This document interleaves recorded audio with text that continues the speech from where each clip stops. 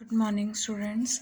Next topic है आपका properties of the fine transformation. Last time हमने फाइन ट्रांसफॉर्मेशन पढ़ी थी और अब उसकी प्रॉपर्टीज़ हैं। रिमेंबर अ फाइन ट्रांसफॉर्मेशन क्या होती है। अगर आपके पास इस टाइप की ट्रांसफॉर्मेशन है, एक्स आई को आपने एक्स आई डैश में ट्रांसफॉर्म करना और जो आपके पास यहाँ पे फंक्शंस होंगे वो लीनियर फंक्शन होंगे x1 x2 x3।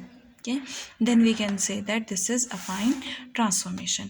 Now कुछ properties है fine transformation की। first property है an affine transformation carries plane into plane if there is a plane figure in the undeformed state of body, then after deformation it will remain plane in the deformed state of body।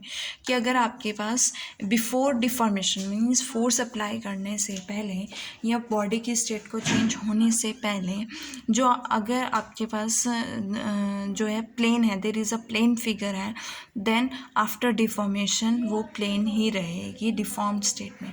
अनडिफॉर्म्ड state कौन सी होती है? Before applying stress और force and after deform जो आपके stress apply करने के बाद जो चेंज आया है that is deform state. Okay, now let us consider a plane. एक प्लेन लिया है, प्लेन के इक्वेशन किस टाइप की होती है? a1x1 plus a2x2 plus a3x3 plus d is equals to 0। और कम्पैक्ट फॉर्म में हम इसे क्या लिख सकते हैं? ai xi plus d is equals to 0। और ये प्लेन वो प्लेन की इक्वेशन है जो अनडिफॉर्म स्टेट ऑफ द बॉडी है और यहाँ पे ai's और d क्या हैं? हमारे पास कॉन्स्टेंट्स हैं। Now using equation 2.2 in equation 2.3।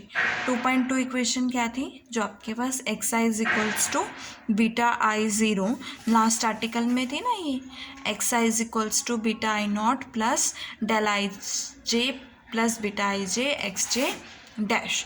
ये वैल्यू आप यहाँ पे एक्स आई की सब्सटीट्यूट करोगे तो आपके पास beta I naught plus del I J plus beta I J X J dash plus D is equals to क्या आएगा? 0 आएगा। अब इसको मल्टीप्लाई करोगे, इसको मल्टीप्लाई करोगे, ये आएगा और ये बन गया। अब देखो ये आपके पास क्या बनेगा? कांस्टेंट बनेगा।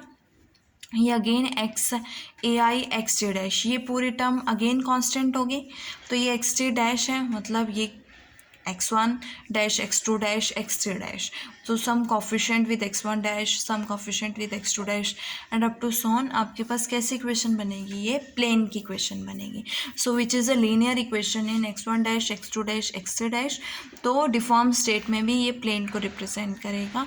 सो लीनियर ट्रांसफॉर्मेशन या अफाइन ट्रांसफॉर्मेशन, अफाइन ट्रांसफॉर्मेशन को लीनियर ट्रांसफॉर्मेशन भी कहा जाता है।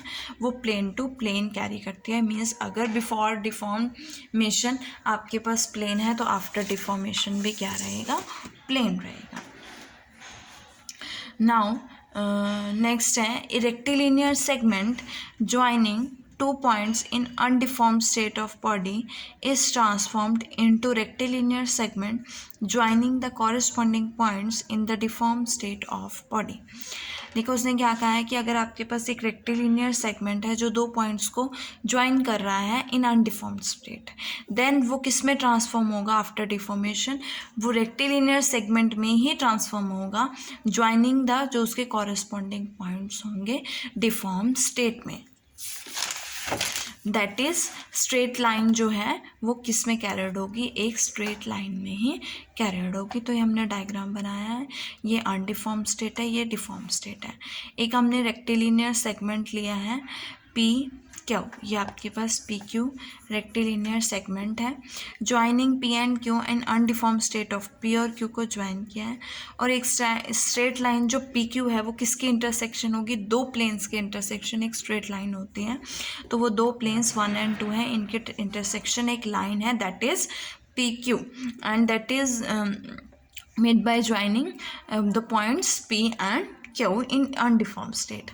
Now in the deform state P को हमने कैरी किया पी डैश में, क्यू को कैरी किया Q dash. Now planes 1 and 2 किस में कैरी किए हैं? 1 डैश एंड 2 डैश में।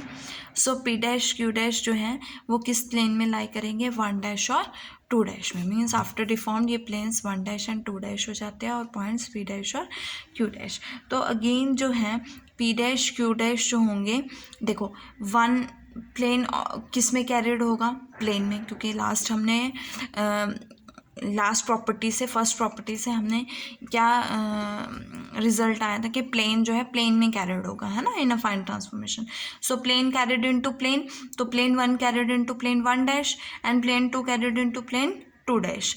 नाउ अब इन दोनों की इंटरसेक्शन अगेन एक लाइन होगी, वो intersection P dash Q dash होगी. सो वो इस लाइन उस प्लेन पे लाई करेगी तो पी क्यू डैश क्या होगी, इंटरसेक्शन होगी इस लाइन की, तो P dash Q dash straight line होगी. तो पी क्यू आपने एक स्ट्रेट लाइन ली थी, तो आफ्टर डिफॉर्मेशन भी वो क्या बनेगी, एक स्ट्रेट लाइन बनेंगे. Now third